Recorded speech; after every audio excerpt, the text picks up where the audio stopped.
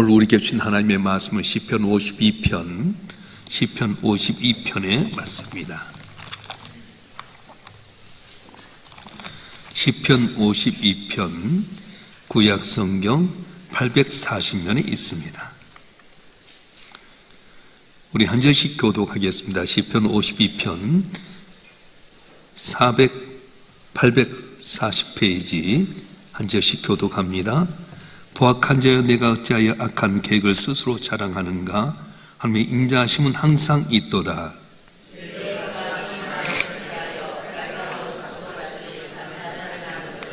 내가 선보다 악을 사랑하며 의를 말함보다 거짓을 사랑하는도다.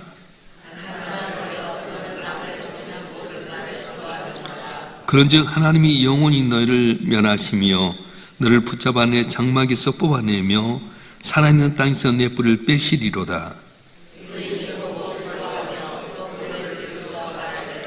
이 사람은 하나님을 자기 힘으로 삼지 아니하고 오직 자기 재물의 풍부함을 의지하며 자기 악으로 스스로 든든하게 하던 자라 하리로다.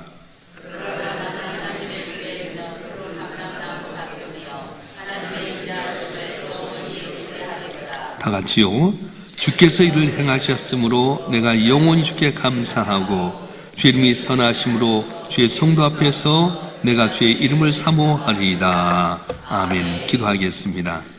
전능하신 아버지 하나님, 하루하루 사는 하나님의 은혜입니다. 어제도 주께서 지켜주시고 오늘도 새날을 주신 가운데 주님께 영광 돌리고 말씀을 청종하며 살게 하시오니 감사합니다. 말씀 잘 듣고 깨닫는 가운데 순종함으로 감람나무처럼 영영토록 복을 받아 하나님 성전에 쓰임받는 우리 모두가 되게 도와주시옵소서. 부족한 종을 세우시고 주의 말씀을 전토록 하셨사온즉 인간의 허물은 죄불로 가리시고 보혜사 성령께 치우셔서 기름 부어주시고 주의 말씀을 올바로 대언해서 아버지를 영화롭게 하고 존귀케 하는 세상에서 칭찬과 인정받는 주의 자녀들이 되게 하여 주시옵소서. 우리 주 예수 그리스도 이름으로 감사하며 기도하옵나이다. 아멘. 우리 인생을 한 그루의 나무로 비유할 수 있습니다. 그런데 어떤 나무는 비바람이 불어도 뿌리가 흔들리지 않고 잎이 청청하며 잘 자라는 나무가 있는 반면에 어떤 나무는 겉보기는 화려하지만 자그마한 비바람 몰아쳐도 뿌리가 뽀르채 뽑아나가는 나무가 있습니다. 그 차이가 무엇일까요? 어디에 뿌리를 내렸느냐, 무엇으로 영향을 공급받느냐에 따라 달라지게 된 겁니다. 오늘 보면 시편 52편은 다윗의 마스킬이란 말은 교훈시라고 하는 말인데요. 이 시의 배경 사무엘상 21장과 22장에 기록된 그 비극적인 사건, 다시 말하면 다윗이 이제 사울왕에 쫓겨가는 가운데 이제 아히멜렉이라는 제사장이 있는 곳에 와서 떡덩이를 이렇게 도움을 받습니다. 그런데 그때는 먹을 것이 없어서 진설병을 도움을 받아서 살게 됩니다. 근데 그때 당시 에돔의 사람 도액이라고 하는 사람이 이걸 알아가지고 이 도액이라는 사람은 사울의 목자장이었어요. 근데 이 사람이 이제 다윗을 도운 이 아히멜렉을 고발하게 되고 거기 갇히던 제사장 85명을 다 죽여버린 비참한 사건을 배경으로 시작된 시라고 하는 겁니다. 오늘 본문의 말씀에 보게 되면 우리 인생의 뿌리를 어디에 두어야 되는가를 이야기할 텐데요. 1절 말씀 한번 읽어보겠습니다. 1절 말씀 시작. 포악한 자여 내가 어찌하여 악한 계획을 스스로 자랑하는가? 하나님의 인자하심은 항상 있도다. 아멘. 이 포악한 자로 지명된 사람은 바로 에돔 사람 도액을 이야기하고 있습니다. 그런데 도액은 권력의 실세였습니다. 사울왕의 목자장이었어요. 권력이 있었어요. 남이 볼 때 화려했습니다. 그는 자기 힘으로 선한 일을 행하는 것이 아니라 말을 통해서 제사장을 죽게 만들었어요. 2절부터 4절까지 그의 무기가 뭐였냐? 혀라고 하는 걸 나타내는데 2절 말씀 보겠습니다. 시작. 내 혀가 심한 악을 꾀하여 날카로운 삭도같이 간사를 행하는 도다. 도액의 혀는 진실을 말한 것 같았지만 그 목적은 파멸이었습니다. 제사장 아히멜렉이 다윗을 돈 동기가 선한 뜻이었는데 오히려 반역에 프레임을 써가지고 제사장 85명을 죽게 만들었어요. 이게 세상이 말하는 능력이고 처세일까요? 그렇지 않습니다. 내게 있는 권력, 내게 있는 힘을 갖고 선한 말하고 좋은 덕을 세워야 될 텐데 이 도익이라고 하는 사람은 자기가 가지고 있는 최고의 권력과 힘을 갖고 선한 말이 아니라 남을 죽이는 참소의 말을 해서 제사장 85명이 억울해 죽게 만들어버렸어요. 세상은 도액처럼 영리하고 권력에 기생하는 자가 승리하는 것처럼 보이게 됩니다. 그런데 5절은 반전을 이야기하고 있어요. 5절 말씀 한번 읽어볼까요? 시작. 그런즉 하나님이 영원히 너를 멸하시며 너를 붙잡아 내 장막에서 뽑아내며 살아있는 땅에서 내 뿔을 빼시리로다. 권력이 있다고 그인 갖고 함부로 말하고 남을 죽이는 자가 영역도 잘된 것 같았지만 5절 말씀에 보면 영원히 멸해버린다. 장막에서 뽑아낸다고 하는 건 뭡니까? 그가 그동안 쌓았던 모든 기반과 안식처를 박탈해버리겠다는 거예요. 뿌리가 뽑힌 나무는 아무리 입이 청청한 것 같아도요, 얼마나 시들어버린 것처럼 권력 있다고 힘 있다고 함부로 그걸 사용하게 되면 영원히 멸망한다는 거예요. 우리도 나라의 모든 걸 봐야 돼.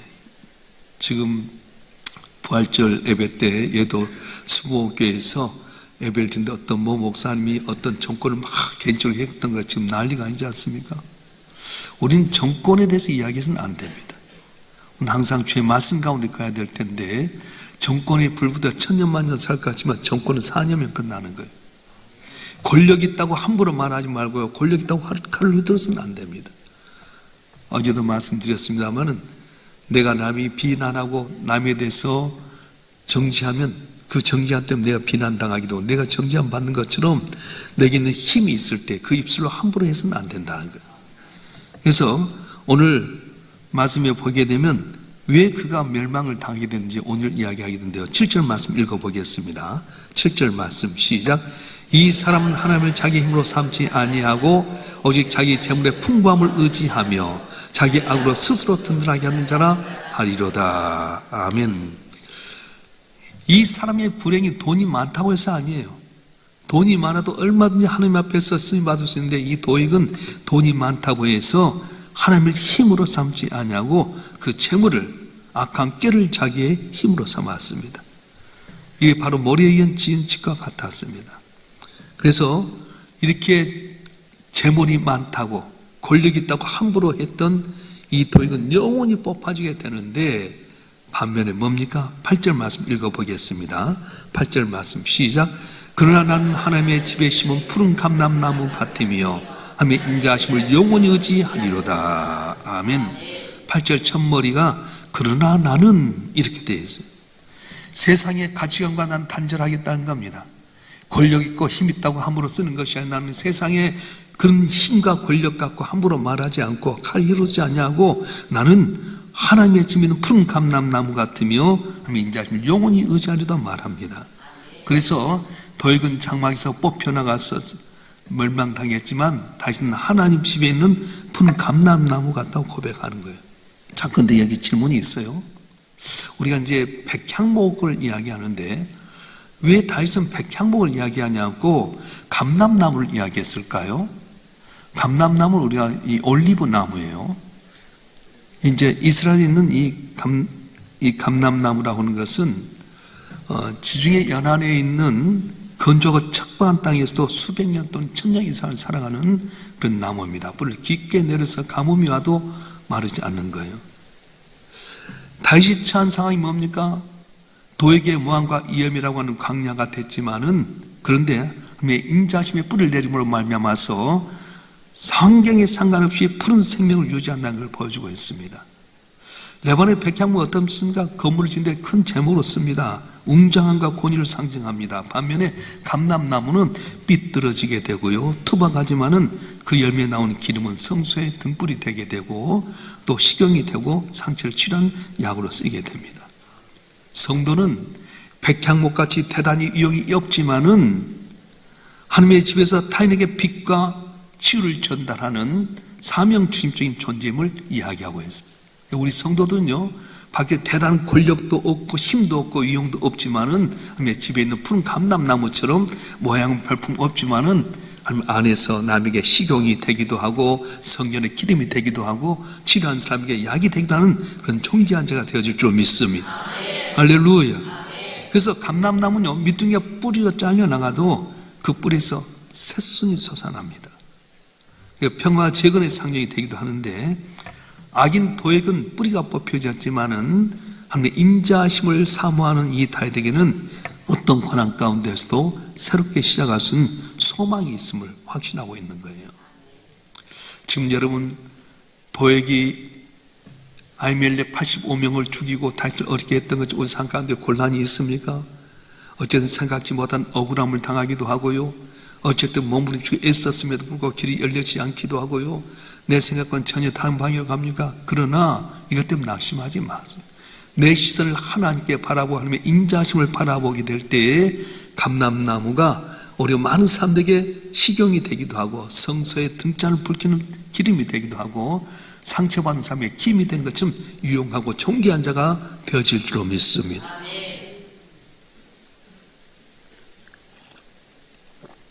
성도들은 오늘 보는 건 아니에요. 제가 자주 우리 성도들이 하는 말이 끝까지 가봐야 안다. 다윗도요, 많은 고난을 당하잖아요. 근데 그 고난 가운데 하나님의 인자하심을 의지했더니 언제나 도우신 거예요. 하나님 도우심이 형통한 자가 되잖아요. 요셉은 보디발 집이라고 하는 광야에 던져졌습니다. 근데 여호와께 함께 하심으로 말미암아 그곳에서 푸른 감람나무처럼 형통의 열매를 맺었습니다. 다니엘은 포로지라는 척방 땅에서 심겨졌지만 뜻을 정해 하나님께 불을 내렸을 때 사자로서 푸름을 잊지 않게 되고 느부갓네살, 벨사살 왕조가 바뀌어서 고레스, 다리오 왕까지 70년 이상을 아주 든든하게 존귀한 자로 쓰임받게 되었어요. 작년인가요? 김상환 목사님께서 이제 이란 땅을 갔다가 그 성지 순례했던 내용을 보여줬는데 그게 다니엘의 묘, 에스더 묘가 지금까지 남아있잖아. 다니엘은 BC 500년 전 사람이거든요. 그러니까 지금도 2500년 전의 사람인데도 지금도 이란 사람을 존중할 만큼 존귀한 자가 되어버린 거예요. 이란과 이스라엘 가운데 막 이렇게 나쁘면 그 재단을 회파할 수도 있잖아요. 근데 그렇지 않는 거예요. 언제나 하나님의 인자하심을 바라보면서 사는 사람은 어떤 환경 가운데 지키시고 도우셔서 감람나무처럼 척박한 땅에서 등이 서가게 되고 거기에서 나오는 기름 때문에 성소에서 빛이 되기도 하고 거기 나오는 열매 때문에 가난한 사람들이 먹는 식량이 되기도 하고요, 군인들이 싸우다가 상처받게 되면 거기다가 기름 부어서 낫게 하는 것처럼 하나님께서 귀 쓰임받게 하는 은혜를 준다고 말씀하셨어요. 할렐루야. 자, 그래서 오늘 본문 말씀 9절은 이렇게 결말하는데요, 9절 말씀 읽어보겠습니다. 시작. 주께서 이를 행하셨으므로 내가 영원히 주께 감사하고 주의 이름이 선하심으로 주의 성도 앞에서 내가 주의 이름을 사모하리이다. 아멘. 멈춰주세요. 여기 보면 주께서 이를 행하셨으므로 한데, 이를 행하시면 뭡니까? 도액이 말로 권력을 갖고 다윗을 죽이려 하고 아히멜렉과 제사장 85명을 죽이고 어려운 가운데 있었는데 하나님께서 그를 물리쳐버렸어요. 뽑아내게 하셨으므로 내가 영원히 주께 감사하고, 저를 보세요. 한 번만 감사하고 영원히 감사하겠다는 겁니다. 지금 다윗은 당장 눈앞의 상황, 도액의 득세를 바라보기보다는 그 배후 역사는 움직이는 하나님의 손길을 바라보았습니다. 지금 환경이 바꿔진 건 아니에요. 아직도 도액은 득이 양양합니다. 그래서 이 감사라고 하는 건 뭐냐면 기분의 문제가 아니라 인식의 문제예요. 누가 이 상황의 주인인가를 깨닫는 순간에 감사의 서막이 열리게 됩니다. 그래서 다윗은 숱한 어려움이 있었지만 뭐라고 고백합니까? 내게 베푼 은혜를 내가 무엇으로 보답할꼬? 내 모든 역사 가운데 하나님의 주장하면 감사하게 되는 거예요. 우리가 요셉의 이야기를 자주 하는데요, 여러분, 요셉의 고난이 보통 고난입니까? 여러분 생각해 보세요. 형들에서 애굽 땅 종으로 팔려고 가까스럽게 보디발 장군 집에서 집사장이 됐는데 억울한 누명수와 감옥에 빠지게 돼요. 다 잃어버리게 돼요. 내일 하지 못한 상황 가운데 있습니다. 믿었던 사람에게 배반당한 꼴이었고요, 알지 못한 상황 가운데서 오직 하나님만 의지하는 거예요. 그래서 나중에 그러니까 국무총리 되고 형들을 만났을 때 형들이 회개한 모습 보면서 하는 말이 당신들이 나를 팔았으므로 근심하지 마소서. 하나님이 우리 민족을 건지로 날 이곳에 먼저 보내었나이다. 언제나 하나님 바라봐서 여러분 끝까지 가봐야 합니다. 하나님만 바라보는 사람은 성결하신 푸른 감람나무처럼 언제나 유용하고 칭찬받고 비바람에 모래 천년의 세월을 사는 것처럼 영적도 복받는 은혜가 있어질 줄 믿습니다. 그래서 여러분 상황은 항상 변하는데요, 하나님의 선하심은 변하지 않습니다.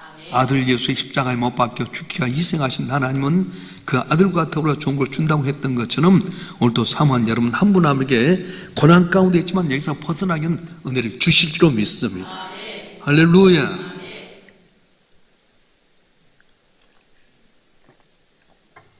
어떤 왕이 평화를 가장 잘 묘사한 그림을 공모했어요. 많은 유명한 화가들이 모아들었습니다.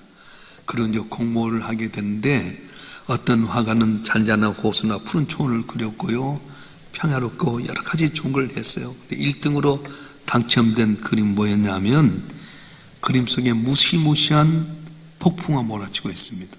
옆에는 거대한 폭포수가 쏟아내는 험한 절벽이 있습니다. 그런데 자세히 보니까 폭포 옆 바위 틈에 작은 나무가 이렇게 솟아났는데 아슬아슬한 그 나무 위에 둥지를 들고 있는 어미새가 새끼를 품고 있는 거예요.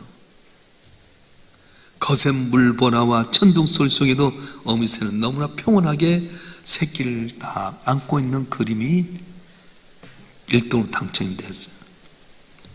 여러분, 환경이 중요하지 않습니다. 고난이 사라졌기 때문에 평화가 오는 것이 아니라 폭풍 가운데 나를 품고 계신 그 하나님의 선하신 이름 아래 있기 때문에 그런 평화와 감사가 진정한 감사가 된다는 거예요. 질병 때문에, 물질의 곤란 때문에, 사랑과의 여러 가지 상처 때문에 아픔이 있지만 인자하심 나를 돌보고 계신 하나님 바라보게 될 때 우리는 오히려 평화로움을 누릴 수 있게 되는 겁니다. 그래서 다윗은 이제 혼자만 감사한 것이 아니라 주의 성도들 앞에서 이를 행하겠다고 다짐합니다. 나의 감사가 다른 삶의 소망이 되게 된다는 겁니다. 그럼 지금 무엇 때문에 낙심하고 계십니까? 오늘 보면 우리에게 도전하고 있는데요, 여러분 내 고통이 아니라 하늘을 향하신 주님을 바라봐야 된다. 시선을 돌려야 돼요. 내 환경만 바라보면 절망이지만 눈을 조금만 들어쓰시면 하나님 나를 바라보고 계시고 나를 위해서 준비하신 길을 바라보게 될 때 감사하게 된다는 거예요. 할렐루야. 하나님의 이름을 부르십시오. 하나님의 선하신 성품을 기억하며 그 앞에 부르짖십시오. 넌 내게 부르짖으라 내가 내게 응답하겠고 네가 알지 못한 그거 은밀한 내게 보이라고 하신 하나님께서는 우리가 주 앞에 부르짖을 때 놀라운 답을 줄 믿습니다. 마침표 찍지 마십시오. 끝났다고 말하지 마십시오. 성도들의 고난은 쉼표에 불과합니다. 이 쉼표가 지나고 나면 더 푸른 천장과 쉴만한 물가는 평안한 하나님의 은혜가 있는데 오늘 다윗은 도에게 힘과 권력과 말로 말미암아서 어려움 당했을 때 그 때문에 낙심하지 아니하고 오히려 하나님의 선하심과 인자하심을 바라봤던 그는 성전 안에 푸른 감람나무같이 복을 받았다. 나는 잠깐의 감사에 영영토록 감사하겠고 모든 삶이 이걸 증거하겠다고 고백했어요. 따라서 끝까지 가봐야 한다.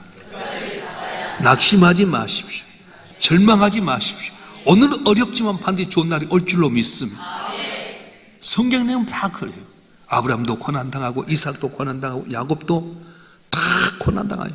근데 마지막은 하나님 의지했던 사람에게 놀라운 복을 주신데 여러분 한 분 한 분이 또 주의 인자하심 선하심을 바라보는 가운데 담을 넘고 승리하는 복된 삶이 되시길 주님으로 축원합니다. 축원합니다. 기도하겠습니다. 감사의 물 무명으로 또 1,000번역 드렸습니다. 인간의 생사보호 주장하신 전능하신 아버지 하나님, 우리 인생은 나무와 같습니다. 어떤 나무는 비바람 몰아치고 폭풍아 쳐도 흔들지 않고 아름다운 열매를 맺는 반면에 어떤 나무는 가지가 무성하고 복된 것 같지만 조그만 비바람에도 흔들리고 뿌리가 뽑혀질 수도 있습니다. 차이가 어디 있습니까? 어디에 심겼느냐? 무엇을 공급하였다 다르다고 했는데 우리 성도를 한 번 하면 오직 주님 앞에 뿌리를 내리게 도와주시옵소서.